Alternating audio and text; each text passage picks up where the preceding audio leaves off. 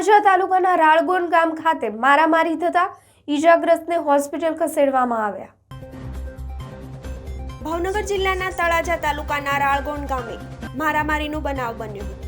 આ બનાવની હોસ્પિટલ ખાતેથી જાણવા મળતી માહિતી મુજબ રાળગોન ગામ ખાતે કોઈ પણ કારણસર મારામારી થઈ હતી, જેમાં ગોહિલ મજબૂતસિંહ નામના વ્યક્તિને ગંભીર ઈજા થતા તાત્કાલિક તળાજા હોસ્પિટલ ખસેડવામાં આવ્યા હતા અને અહીં તેઓને વધુ સારવારની જરૂર જણાતા ભાવનગર મોકલવામાં આવ્યા હતા। જોકે આ મારામારીના બનાવમાં સામા પક્ષે પણ કિરીટભાઈ બહાદુરસિંહ ગોહિલ નામના વ્યક્તિને પણ ઈજા થતા તેમને હોસ્પિટલ ખસેડવામાં આવ્યા હતા।